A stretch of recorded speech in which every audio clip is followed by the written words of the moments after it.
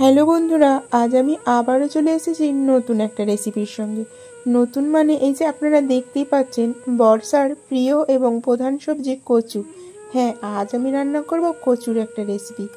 কচু খুব কম দিনের জন্য পাওয়া যায়, তাই এটাকে আমরা পুষ্টির আহরণে হোক অথবা স্বাদের তৃপ্তি নিবারণেই হোক, যে কোনোভাবেই আমরা খুব ভালোভাবে এর স্বাদ এনজয় করে নেব, তাই না বন্ধুরা? তাই আজ আমি রান্না করব কচুর একটা নতুনত্ব রেসিপি। হতে পারে হয়তো আপনারা জানেন, বাট আমি আজ রেসিপিটা নতুন হিসেবে দেখাবো।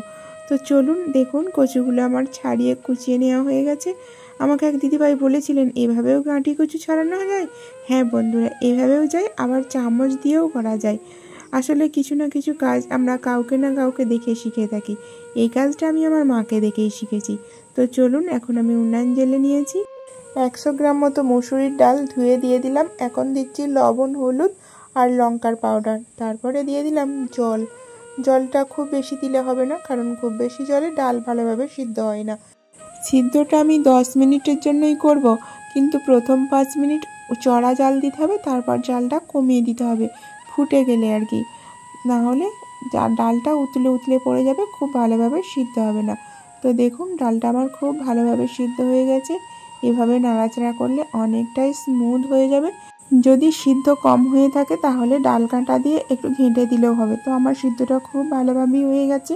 তো এখন আমি কচুগুলো দিয়ে দিলাম। তারপর অল্প একটু নাড়াচাড়া করে দেব। ডালের সঙ্গে খুব একটা কষানোর দরকারও নেই। এখন আমি জল দিয়ে দিলাম।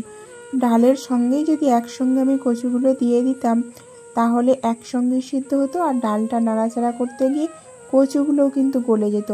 আর গলা ঘাঁটা জিনিস খেতে খুব বা দেখতে কোনোটাই ভালো লাগে না। তো সেই কারণে আমি ডালগুলো প্রথমেই সিদ্ধ করে নিলাম। তারপর এখন আমি কচুগুলো দিয়ে পরিমিত জল মেজারমেন্ট করে দিয়ে দিলাম।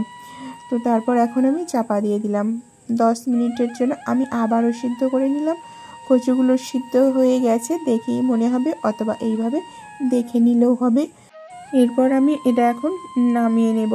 তারপর এখন আমি কড়াইটা পরিষ্কার করে আবারও বসিয়ে দিলাম। এরপরে আমি দিয়ে দিলাম সরিষার তেল। প্রথমে আমি কোনো রকম তেল দিইনি, তাই এখানে একটু পরিমাণটা বেশি দিলাম। তারপরে দিয়ে দিলাম গোটা জিরা আর কয়েকটা শুকনো লঙ্কা। এরপরে দিয়ে দিচ্ছি রসুন কুচি একটু বেশি পরিমাণে।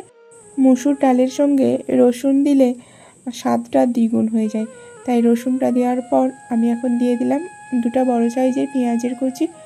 এরপর এখন দিয়ে দেব আদা বাটা। তারপর এখন আমি নাড়াচাড়া করে খুব সুন্দর করে লাল লাল করে ভাজা করে নেব।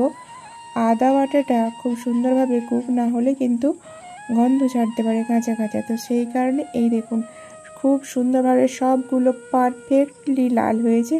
এই রকম সময়ে এই যে ডাল আর কচুর সিদ্ধ করা মিশ্রণটা এখন দিয়ে দিলাম। এখন অল্প একটু নাড়াচাড়া করে আমি নামিয়ে নেব। খুব বেশি নাড়াচাড়া করলে কিন্তু এখানেও কচুগুলো গলে যাওয়ার সম্ভাবনা থাকতে পারে। কোনোভাবেই কচু গলতে দেওয়া যাবে না, তাহলে লুকস আর টেস্ট দুটোই চেঞ্জ হয়ে যাবে। তো দেখুন, রেসিপিটা আমার কমপ্লিট। কেমন লাগছে দেখতে আপনাদের অবশ্যই কমেন্ট করবেন, আর স্বাদের কমপ্লিমেন্ট ডেফিনেটলি আমি দেব। অবশ্যই একদিন বানিয়ে খান এই বর্ষার মধ্যে এইরকম একটা অসাধারণ স্বাদের খুবই সাধারণ একটা রেসিপি। যেহেতু মশলার কোনো আধিক্য নেই, তাই শারীরিক অসুস্থতার কোনো সমস্যাই হবে না, বরং ঘুরিয়ে পুষ্টিই লাভ করবেন। তাহলে বন্ধুরা অবশ্যই একদিন বানিয়ে খাবেন।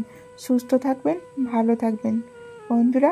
আজ তাহলে আসি, আবারও দেখা হচ্ছে পরবর্তী ভিডিওতে নতুন একটা রেসিপির সঙ্গে।